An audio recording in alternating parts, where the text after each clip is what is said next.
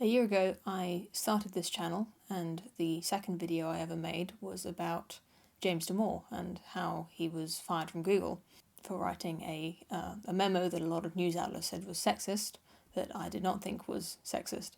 It was completely unedited, the lighting was bad, the audio was very bad, and watching it again now, it does not strike me as a very good video at all. Probably one of the worst videos I've ever made on this channel. But it now stands at having 100,000 views, which is about twice as much as my second most popular video.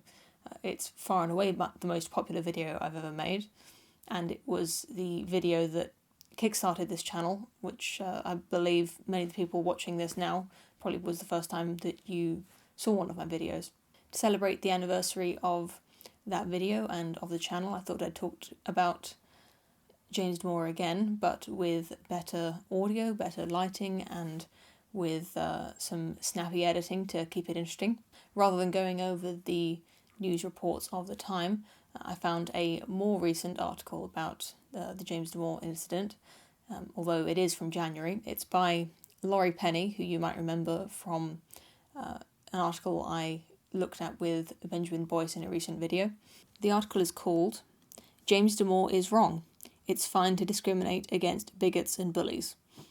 Rather than being just about the original memo that he wrote and the subsequent firing, this article is more about the class action lawsuit that he files a few months later, claiming that Google was discriminating against white male conservative employees, which I also made a video about if you're interested in watching that.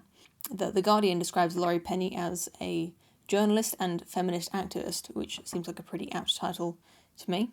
In the very first two paragraphs, she makes many of the same claims that the media at the time made about James Damore. She calls James Damore the author of an eye-poppingly sexist company-wide memo, and the word memo is hyperlinked. You might think that the hyperlink would lead you to the memo itself, but it doesn't. It leads you to an article in The Guardian, also, by Owen Jones, who you may not have heard of if you're not English. He's another writer for The Guardian and a professional Jeremy Corbyn apologist. She says that the memo was about why men are naturally better at computers than women. Incorrect.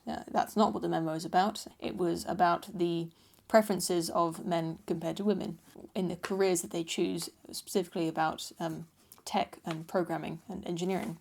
There is one brief reference to the abilities of men versus women, but it's only the word abilities in the phrase abilities and preferences. The rest of the memo is just about preferences, although I will concede that he does use the word abilities once and then never comes back to that again. To be charitable to James Damore, you could say that the abilities that someone has are very much dependent on their interests, because not many people who are completely disinterested in programming know how to program or code. You have to be at least a little bit interested, usually, to learn how to do something, so your abilities are just a reflection of that. But arguably that is a defensible position, that he made one fleeting reference to the abilities of men versus women. The article then goes on to say that he claimed that it was wrong of Google to be pursuing diversity. That is an outright falsehood, or a lie, to be more exact. The memo never claimed it was wrong of Google to pursue diversity. It made some criticisms of the way Google was pursuing diversity at the time, but he made 4 suggestions as to how they might be able to promote diversity in a more egalitarian manner. Damore stated many times in the memo that he was in favour of diversity and he wanted more women to be interested in tech and to work at Google. She then goes on to say, Damore is convinced that he lost his job because of what he thinks rather than how he behaved. I don't know exactly what James Damore thinks, but I think that is more or less true.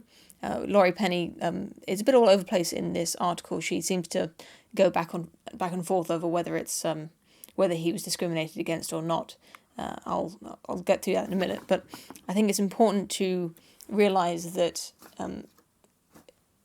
James Damore was good at his job. He was evaluated very well by his superiors before this incident, and it's I don't think you could say that him being fired was a result of the quality of his work. And he wasn't fired for how he behaved to any other people in the company. There was no claims of any kind of discrimination that he was guilty of against anyone in the company.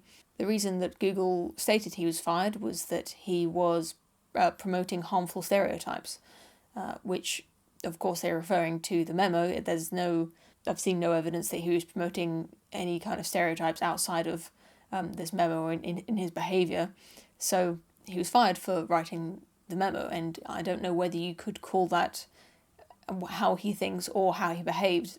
I don't know if Google would have fired him for the thought crime of holding the beliefs in the memo, or whether it was just the writing of the memo that was deemed harmful. Of course, that's an impossible question to answer, but I just wonder what the distinction is between firing someone for what they think versus firing them for how they behaved. You can't fire someone for what they think, technically speaking, because there's no way of expressing how you think without behaving in a certain way, whether that means speaking your mind or acting on your beliefs. Those are the only ways that people can read your mind. So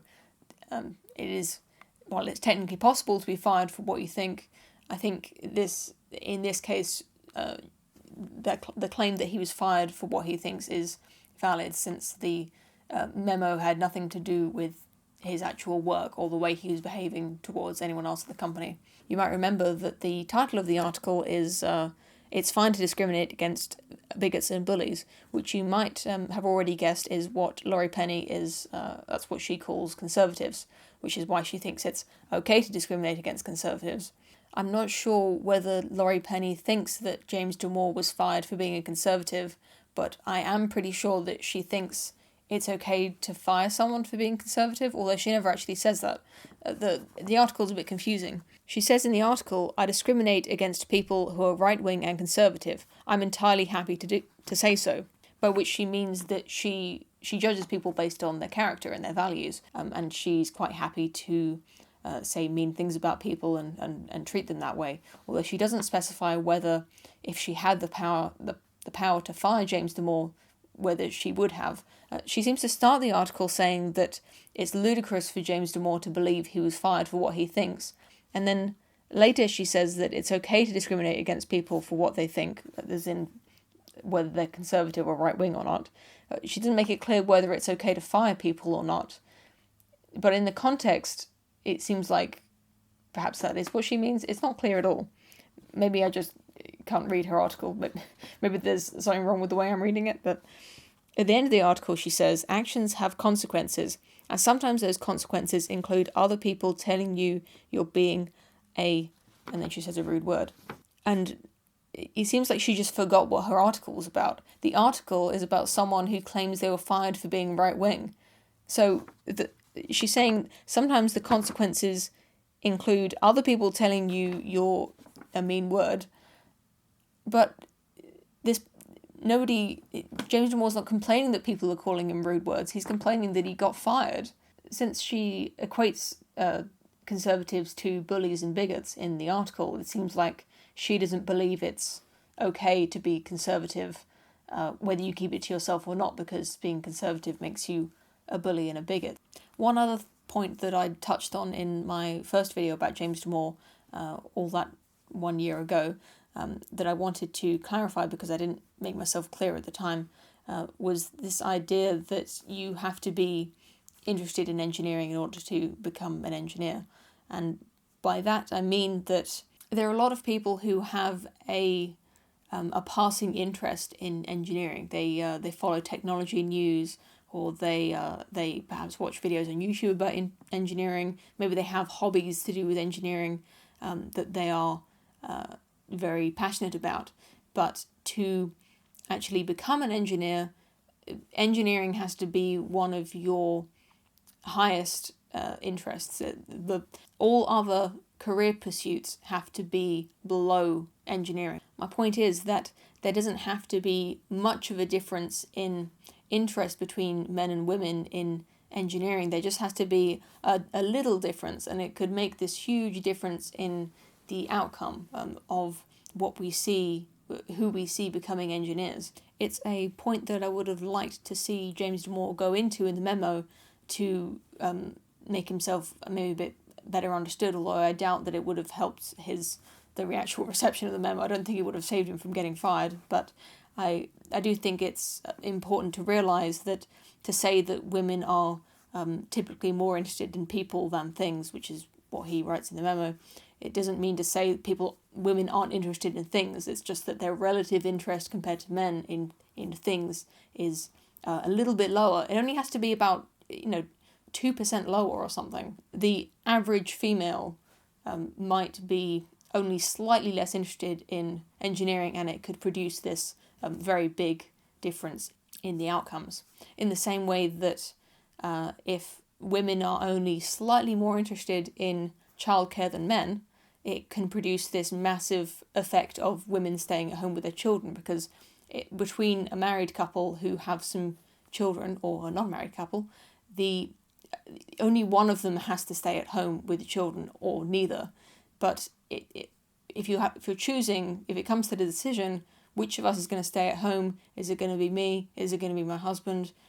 If the woman is just slightly more, like 1% more interested in raising the children than the husband, it's going to result in her staying home, because one of them's, if they decided that one of them has to stay at home, then it will be the wife, even though the actual difference in the interest, all other things being equal, which of course they usually aren't, even a small difference in interest produces this massive effect. And of course you replicate that decision over many, many, many couples, and what you get is many more women staying at home during the first few years of their children's lives, say, than men. And this is one of those things that contributes to the wage gap. I'm really doing a whirlwind tour of PoThePerson speaking topics at the moment. Anyway, I hope you enjoyed that recap on the James Damore incident. What I'd like to try this week is I'd like to ask anybody who's been watching my videos for this whole year, or if you've been regularly watching them, even if you haven't seen every video. I know there's a lot of you out there who have very rarely or never left any comments, and I have no idea that you exist, even though you've been watching my videos regularly. I can just tell by the numbers that there's a lot of you who has just been completely silent, and I'd really like to just hear from you. You don't have to say anything about the video or anything that I've said. Just let me know how long you've been watching. That sort of thing. You can either leave a comment under the video, or you can leave a comment on my Reddit, my subreddit, or my Twitter page. I'll leave links in the description. But if you've never left a comment before and you've been a regular PoThePerson viewer, then I'd really like to hear from you. And if you're a regular commenter, then please leave your comments as always. I think I've got a lot better at making YouTube videos in the year that I've been doing it, and I hope to get a lot better in the future as well. So if you've been watching since the very beginning, or if this is the first video of mine you've ever seen, then thank you very much for watching, and I'll see you again very soon, I hope. Ba ba ba, ba ba ba, ba ba ba ba ba ba ba ba ba ba.